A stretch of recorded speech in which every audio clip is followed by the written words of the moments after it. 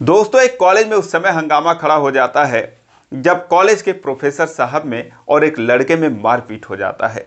लड़का प्रोफेसर साहब के कपड़े फाड़ देता है, उन्हें जान से मारने की धमकी देता है, कहता है कि उससे दूर ही रहना वरना मुझसे बुरा कोई नहीं होगा। अब लोगों के समझ में नहीं आ रहा था कि आखिर माजरा क्या है, लेकिन जब समझ में आया कि इन दोनों के बीच में एक लड़की है तो लोग हैरान हो जाते हैं, हड़कंप मच जाता है। दोस्तों, एक बहुत ही दिलचस्प कहानी है, अच्छी कहानी है। आइए जानते हैं पूरी कहानी इस वीडियो में, लेकिन वीडियो में आगे बढ़ने से पहले बस वही रिक्वेस्ट, वीडियो को लाइक कर दीजिए, चैनल को भी सब्सक्राइब कर लीजिए ताकि मेरा हौसला बढ़ता रहे। दोस्तों, एक कहानी है दिल्ली के एक जाने माने यूनिवर्सिटी की। एक लड़की जिसका नाम मेघा होता है, वो ग्रेजुएशन की पढ़ाई कर रही थी, दिल्ली के करावल नगर में रहती थी, लेकिन रोज रोज आने जाने की दिक्कत से, ट्रैफिक से परेशान होकर वो कश्मीरी गेट एक कमरा किराए पर लेकर रहने लगती है। कॉलेज भी कश्मीरी गेट पर ही था। अब वहाँ पर वो रहती, कॉलेज जाती और उसके बाद अपने कमरे पर आती, बनाती खाती, सेल्फ स्टडी करती, पढ़ने लिखने में ठीक ठाक थी। और फिर रात को एक राशन की दुकान पर जाती थी अपना कुछ सामान लेने के लिए। तो एक दिन रात को वो राशन की दुकान पर जाती है कुछ सामान लेने के लिए, लेकिन जो दुकानदार था उसका नाम किशन लाल होता है। 2000 रुपये उसके बकाया थे। वो उसे जलील करता है, सामान देता ही नहीं है, कहता है कि मैं स्टूडेंट पर बिल्कुल भी भरोसा नहीं कर सकता, ना जाने कितने लोग मेरा पैसा खाकर भाग चुके हैं, कोई और दुकान पकड़ लेते हैं। लेकिन वो कहती है कि अंकल मैं दे दूंगी। अब ये सारा चीज़ वहीं पर खड़ा एक व्यक्ति देख रहा था, और फिर जब वो देखता है कि ये स्टूडेंट है, ऊपर से नीचे तक निहारता है, 30-32 साल उसकी उम्र थी। वो सोचता है कि शायद ये लड़की PhD वगैरह कर रही होगी, लेकिन वो ग्रेजुएशन कर रही थी। फिर वो पूछ लेता है कि कहाँ पर पढ़ती हो, तो कहती है कि मैं इसी कॉलेज में पढ़ती हूँ। फिर वो पूछता है कि कौन सा सब्जेक्ट पढ़ रही हो, कौन सा ईयर है, क्या पढ़ रही हो। तो वो भड़क जाती है, कहती है कि इससे आपसे क्या मतलब, आप सामान लेने आए हैं, सामान लीजिए और अपने रास्ते जाइए। अब ये बात सुनकर वो आदमी मुस्कुराने लगता है, और जो दुकानदार था किशन लाल, वो कहता है कि बताइए साहब, आपको ही नहीं पहचान रही है और कह रही मैं यहीं पर पढ़ती हूँ। प्रोफेसर साहब को ही तुम नहीं पहचानती हो तो क्या पढ़ती हो। अब मेघा जब जानती है प्रोफेसर साहब है तो वो शर्मिंदगी महसूस करती है, कहती है सर गलती हो गई, माफ़ कर दीजिए। कहते कोई बात नहीं, कोई ज़रूरी नहीं है कि हर कोई हर किसी को पहचाने। यहाँ पर हज़ारों स्टूडेंट हैं, सैकड़ों प्रोफेसर हैं, टीचर ही टीचर को नहीं पहचानते, स्टूडेंट की तो बात ही छोड़ दीजिए, कोई बात नहीं। फिर वो किशन लाल से बोलते हैं भाई सामान दे दो यार, कभी कभी पैसे नहीं रहता लोगों के पास। कहता है ठीक है सर, आप कहते तो मैं दे देता हूँ, वरना मैं स्टूडेंट पर तो ज़रा भी भरोसा नहीं करता। वो कहते हैं यार मेरे कहने से मत दो, नहीं तो कल को तुम बोलोगे कि ये पैसा नहीं देंगी तो मुझे देना पड़ेगा। लेकिन मेघा कहती है नहीं सर मैं पैसा दे दूंगी। उसके बाद सामान दे देता है, वो उनका थैंक्स बोलती है और चली जाती है। अगले दिन फिर वो आती है, पैसे नहीं रहते उसके पास, फिर वो उसे जलील करता है, और तभी फिर वो प्रोफेसर जो थे, उनका नाम होता है डॉक्टर रवि वर्मा, वो आते हैं तो उन्हें देखकर वो पलटने लगती है कि अभी मेरी बेइज्जती होगी, कल तो इन्होंने सामान दिलवाया था। लेकिन जब वो देखते हैं खाली हाथ पलट रही है तो रोक लेते हैं, कहते हैं कि सामान नहीं लिए। तो कहते हैं नहीं सर कुछ चाहिए ही नहीं था। वो समझ जाते हैं कि शायद इसके पास पैसा आज भी नहीं रहा होगा। कहते कोई बात नहीं, चलो मैं दिलवा देता हूँ। फिर वो उसे लेकर जाते हैं और उसके बाद सामान दे देते हैं। वो लेकर चली जाती है, फिर से थैंक्स बोलती है। लेकिन जब तीसरे दिन आती है तो बहुत परेशान थी, रोई रोई सी लग रही थी, उसकी आंखें सूजी थी। तो वो पूछ लेते हैं क्या बात है, तुम बहुत परेशान हो और इतनी उदासी क्यों है, क्या बात है, कॉलेज में कुछ गड़बड़ हो गया। वो कहती है नहीं सर ऐसी कोई बात नहीं है। लेकिन अब वो बार बार पूछते हैं तो सोचती है क्या टालूं, प्रोफेसर की बात बता देती है। कहती है सर आज मेरे पति का जन्मदिन था। अब जब प्रोफेसर साहब ये बात सुनते हैं तो हैरान हो जाते हैं, सोचते हैं शादीशुदा है। पहले से ये अंदाज़ा लगा रहे थे कि जो लड़कियां होती हैं 21-22 साल में या 25 साल के अंदर अंदर ग्रेजुएशन करती हैं, इसकी उम्र 30-32 साल की है, तो आखिर इतने लेट ये क्यों कर रही है। लेकिन उन्होंने कभी पूछा नहीं था, क्योंकि बहुत सारी लड़कियां ऐसी भी थीं जो कि बाद में आकर ग्रेजुएशन करती थीं, तो इसीलिए उन्होंने पूछा नहीं। अब जब आज सुने कि शादीशुदा है, पति के जन्मदिन पर जो है ये रो रही है, तो कहते हैं क्या हुआ, पार्टी को लेकर झगड़ा वगैरह हो गया क्या तुम्हारे पति से। वो कहती है नहीं सर, वो पार्टी करने के लिए और झगड़ा करने के लिए इस दुनिया में है ही नहीं। प्रोफेसर साहब कहते क्या मतलब। कहती है उनकी मौत हो चुकी है, और फिर उसकी आंखों में आंसू आ जाते हैं। प्रोफेसर साहब अफसोस जाहिर करते हैं, कहते कोई बात नहीं, इस दुनिया में रहने कौन आया है, सबको एक ना एक दिन जाना ही है। तो बीती बातों को भुलाकर फ्यूचर पर ध्यान दो, आगे बढ़ने की सीखो, और ज़िंदगी तो इसी का नाम है। अब प्रोफेसर साहब के मन में हजारों तरह के सवाल उत्पन्न हो रहे थे कि पति कैसे मौत हो गई, अब कहाँ रहती हो, कब शादी हुई और पढ़ाई कैसे कैसे कर रही हो। लेकिन उन्होंने कुछ पूछा नहीं, बस सहानुभूति जाहिर करते हैं और उसके बाद वो सामान दिलवा देते हैं, चली जाती है। और फिर उसके बाद वो किशन लाल से कहते हैं कि यार पता नहीं किस हिसाब से बेचारी पढ़ रही है, कितना पैसे इसका। तो हिसाब किताब जोड़ता है, बोलता है कि करीब 3,000 रुपये हैं। कहते हैं ठीक है, मैं तुम्हें दे देता हूँ, मैं 1 हफ्ते बाद आऊँगा, तब तक इसको सामान देते रहना। अब जो प्रोफेसर साहब थे वो कहीं बाहर के रहने वाले थे, लेकिन दिल्ली में अपने परिवार के साथ रहते थे। यूनिवर्सिटी में उनको कमरा मिला था, लेकिन वो कमरा उनके हिसाब से ठीक नहीं था, तो फ्लैट किराए पर लेकर रहते थे और हर रात दुकान पर आ जाया करते थे। मेघा भी उसी समय आती थी। मेघा जो थी वो अपना पूरा शेड्यूल बना रखी थी, उसी हिसाब से चलती थी कि कब कॉलेज जाना है, कब आना है, कब नहाना धोना है, खाना बनाना है, कब सेल्फ स्टडी करना है, उसी हिसाब से काम करती थी। तो रात को ठीक 10 बजे वो निकलती थी और 10 मिनट में दुकान से वापस आ जाती थी। तो इसीलिए 10:10 के आसपास वहाँ पर होती थी और प्रोफेसर साहब की भी उससे ऐसे ही मुलाकात हो जाती थी। प्रोफेसर साहब चले जाते हैं, अगले दिन आती है सामान लेने, दुकानदार बिना झिकझिक के सामान दे देता है। फिर अगले दिन आती है तो डरते हुए बोलती है, क्योंकि उसके पास पैसे तो होते नहीं थे। कहती है अंकल नमक चाहिए था। किशन लाल कहते हैं अरे डरो नहीं, जो मर्जी ले लो, कोई बात नहीं है। कहते हैं क्यों अंकल, आप पैसा नहीं लेंगे? वो प्रोफेसर साहब की बात बता देता है। किशन लाल कहता है कि नहीं, उन्होंने बोल कर गए हैं कि जो तुम्हें सामान चाहिए होगा वो मैं तुम्हें दे दिया करूँगा। उसके बाद वो चली जाती है। 1 हफ्ते बाद जो प्रोफेसर साहब थे डॉक्टर रवि वर्मा वो आते हैं। उसके बाद उनका थैंक्स बोलती है, कहती है सर आपने जो मेरी मदद की उसके लिए आपका बहुत बहुत शुक्रिया। वो कहते हैं अरे कौन सी बड़ी मदद थी और मैंने कर दिया, तुम परेशान थी। कहती है सर इतना ही मेरे लिए काफ़ी था। अब उसके बाद दोस्तों रोज़ रोज़ मुलाकात होने लगी और बातचीत होने लगी। जब 15-20 दिन बीत गए, 1 महीना बीत गए, मेघा थोड़ी नॉर्मल हुई और प्रोफेसर साहब उससे और बातचीत किए तो उससे पूछ लिए कि आखिर क्या बात है, तुम्हारी शादी कब हुई, कैसे हुई, तुम कहाँ रहती हो और फिर इतने उम्र में ग्रेजुएशन क्यों कर रही हो। तो वो सारी कहानी बताती है। कहती है सर मैं अपने माता पिता के साथ करावल नगर में रहती थी, मैं पढ़ने लिखने मेरा मन लगता था, लेकिन मेरी शादी इस बीच एक लड़के से कर दी गई जब मैं ग्रेजुएशन 2nd ईयर कर रही थी। और उसके बाद फिर कुछ दिन मैं उसके साथ रही और फिर कोरोना आ गया और उसी में मेरे पति की मौत हो गई।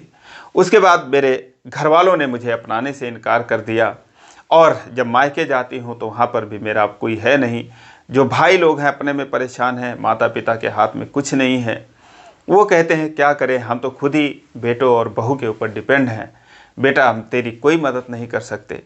ससुराल में जब गई तो वो लोग बोलते हैं तुम्हारा यहाँ पर क्या रखा है। मैं परेशान हो गई तो मैं 2nd ईयर से पढ़ाई छोड़ी थी। उसके बाद मैंने एडमिशन लिया और फिर मैं सोच रही हूँ कि कुछ कर लूँ, कहीं पर जॉब वगैरह ढूंढ रही हूँ, पार्ट टाइम कोई जॉब मिल जाए।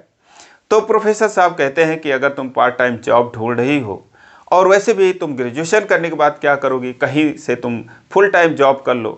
कहते हैं नहीं सर, मेरा सपना था पढ़ने का और किसी वजह से बीच में जब मेरी शादी की वजह से मैं नहीं पढ़ पाई, अब मैं फिर से पढ़ना चाहती हूँ।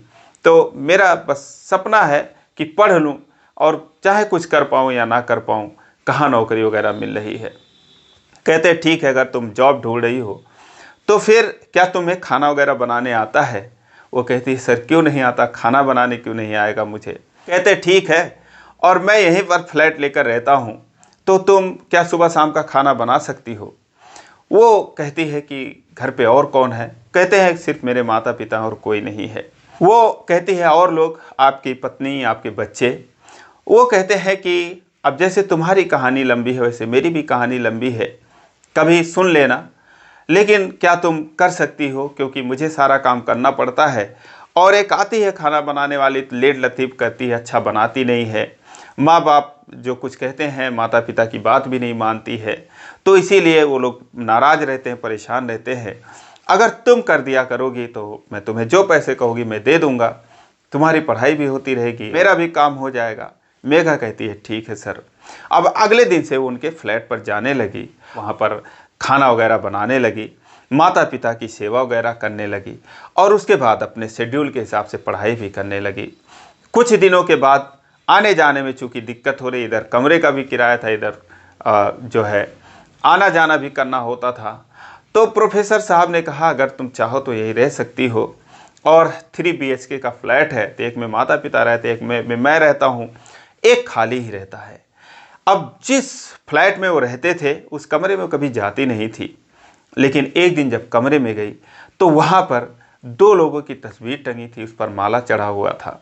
उसमें से एक उनकी पत्नी थी और एक उनकी बेटी थी। बेटी की उम्र मात्र उस समय 2 साल की थी। अब वो देखती हैरान रह जाती, पूछती ये कौन है? तो कहते हैं कि ये मेरी पत्नी है, ये मेरी बेटी है। वो कहती है कैसे हुआ सर, ये कब हुआ? तो वो कहते हैं कि मैं घूमने के लिए इनको कहीं भेजा था, रिश्तेदार के यहाँ जा रहे थे कार से, तो उसका एक्सीडेंट हो गया और कोई ट्रक वाला या पता नहीं कौन ठोंक के चला गया, वहीं पर इन लोगों की मौत हो गई और बच गया मैं। मेरे माता पिता जो हैं मैं उन्हीं की सेवा करता हूँ। और अब क्या ही बताऊँ। मेघा जब सुनती है तो अब उसे भी बहुत अफसोस होता है, लेकिन अब वह क्या करे, उसकी किस्मत तो खुद ही खराब थी, उसके साथ खुद ही ऐसा हो चुका था। फिलहाल वहीं पर अब वो रहने लगती है और खाना पीना बनाती और उनके माता पिता की भी सेवा करती, पढ़ाई भी करती। प्रोफेसर साहब और उसके माता पिता उसके काम से बहुत खुश हो जाते हैं। प्रोफेसर साहब की उम्र भी करीब 40-42 साल की थी, अभी कोई ज़्यादा एज उनकी हुई नहीं थी। तो अब दोनों में धीरे धीरे दोस्ती हो गई। लेकिन इस बीच में एक लड़का जो है वो मेघा के पीछे पड़ा हुआ था, काफ़ी पीछे पड़ा हुआ था। जब उसकी शादी जहाँ पर हुई थी, उसके पति की मौत हुई थी, तभी से उसका पड़ोसी था। वो सोचता है कि इसके पति की मौत हो गई तो सुंदर है, खूबसूरत है, मैं इसको हथिया लूँगा। लेकिन वो जो है ज़ोर ज़बरदस्ती करने की कोशिश करता है, जानता था कि इसके माता पिता इसके तरफ से लड़ने वाले हैं नहीं, कोई बोलने वाला है नहीं, इसीलिए आए दिन उसका रास्ता रोक लेता था और वो उसको स्ट्रांगली मना कर देती थी। तो जब उसे पता चलता है कि ये प्रोफेसर साहब के साथ रहती है, उनके घर में रहती है, तो आग बबूला हो जाता है और रास्ता रोक कर कहता है कि मैं प्रोफेसर से ख़राब हूँ? वो 40 साल से ऊपर का आदमी है, मेरी उम्र अभी 30 साल की है, तुमसे ही भी छोटा हूँ। लेकिन वो कहती है इससे क्या मतलब है, क्या मैं प्रोफेसर साहब के साथ, क्या मैंने शादी कर लिया है और तुम कौन होते हो मेरी ज़िंदगी में दखल देने वाले? लेकिन अब वो सिरफिरा टाइप का आदमी था, शातिर था, धीरे धीरे प्रोफेसर साहब का भी रास्ता रोकने लगता है। फिर वो मेघा से पूछते हैं कि मेघा क्या बात है, एक लड़का ऐसे ऐसे कह रहा था। वो कहती है सर बस सरफिरा है, मेरा उससे कोई मतलब नहीं है, मेरे ससुराल का वो पड़ोसी था और बस ऐसे ही मुझे परेशान करता है, मेरी लाचारी और मजबूरी का फ़ायदा उठाना चाहता है। वो कहते हैं ठीक है। अब वो जो है उस लड़के से सख्ती से पेश आते हैं, कहते हैं बेटा तुम रास्ते से हट जाओ और तुम उस लड़की को क्यों परेशान कर रहे हो, वो पढ़ना चाहती है, लाइफ में कुछ आगे बढ़ना चाहती है। तो उनसे कहता है कि मैं समझ रहा हूँ तुम क्या पढ़ा रहे हो उसको, अपने फ्लैट पर रात में वो तुम्हारे साथ ही रहती है, तुम्हारे घर पे रहती है, क्या पढ़ाई चलती है ऐसी? तो कहते हैं कि अब मैं मूर्खों से क्या बात करूं? वो कहते हैं बस तुम रास्ते से हट जाओ मेरे, और मैं मूर्खों से बात नहीं करता। लेकिन अब दोस्तों वो पूरी तरीके से उसके ऊपर जो है वो मेघा का भूत सवार था। वो प्रोफेसर साहब की बेइज्जती करने की कोशिश करता है, सोचता है कि अगर मैं कॉलेज में इनको बदनाम करूंगा, इन्हें कॉलेज से निकाल दिया जाएगा और हाल फिलहाल ये लड़की को जो सहारा दे रहे हैं उसको छोड़ देंगे, वो जब भटकती रहेगी तो फिर मेरे कब्जे में आ जाएगी। इसीलिए एक दिन वो कॉलेज के गेट पर उनको घेर लेता है, उनसे मारपीट करने लगता है और लोगों से बोलता है कि मेरी एक गर्लफ्रेंड थी, इन्होंने उसको फंसा कर रखा है, अपने घर पे रखा है। लेकिन अब जो कॉलेज का प्रशासन था वो जो है प्रोफेसर साहब को तलब करता है, मेघा से भी सवाल जवाब करता है कि ऐसी क्या बात है। ये लोग कहते हैं कि सर बस हम एक दूसरे की मदद कर रहे हैं, ऐसी कोई बात नहीं है, मेरा लक्ष्य है पढ़ने का और मैं इनके माता पिता की भी देखभाल करती हूँ। तो वो लोग इनको क्लीन चिट दे देते हैं और उसके ही खिलाफ वो कार्रवाई करवाते हैं, क्योंकि बार बार मेघा का रास्ता रोक रहा था। पुलिस उसे धमकाती है और कहती है आज के बाद बेटा तुम अगर दिखे इस लड़की के आसपास भी तो फिर तुम दिल्ली में ही नहीं दिखोगे, पता नहीं चलेगा तुम कहाँ चले गए। अब वो डर जाता है और उसके बाद फिर वो मेघा का रास्ता छोड़ देता है। लेकिन धीरे धीरे वहाँ पर जब 4-6 महीने 1 साल रह गए दोनों, तो दोस्ती हो गई और जो प्रोफेसर साहब के माता पिता थे वो भी उसे पसंद करने लगते हैं और एक दिन उससे बोलते हैं कि बेटा मेरे बेटे का घर बसा लो, वो परेशान है, हम लोगों के लिए अपनी ज़िंदगी बर्बाद कर रहा है, दूसरी शादी नहीं कर रहा है। फिर वो अपने बेटे से भी कहते हैं कि लड़की अच्छी है और तू शादी कर ले। अब दोस्तों इस तरीके से बातचीत होती है। हर कोई चाहता था कि उसी घर में रहे और एक होकर रहे, लेकिन कोई किसी से कुछ कह नहीं पा रहा था।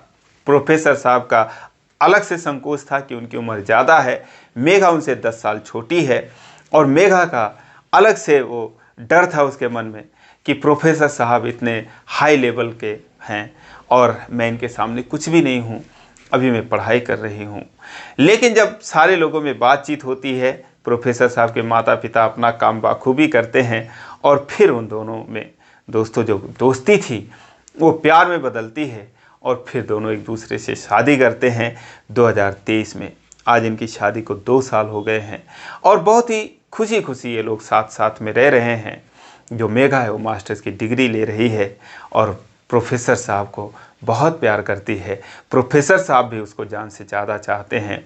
माता पिता भी खुश हैं क्योंकि उनको अब बेटा था ही अच्छा, उनको एक बहू भी अच्छी मिल गई है। तो दोस्तों ये रही कहानी, आपकी इस पर क्या राय है कमेंट जरूर करें। कहानी अच्छी लगी हो तो वीडियो को लाइक नहीं किया तो लाइक कर दीजिए, चैनल को सब्सक्राइब कर लीजिए इसी प्रकार की कहानियों के लिए। फिर मिलेंगे अगले वीडियो में, तब तक के लिए जय हिंद।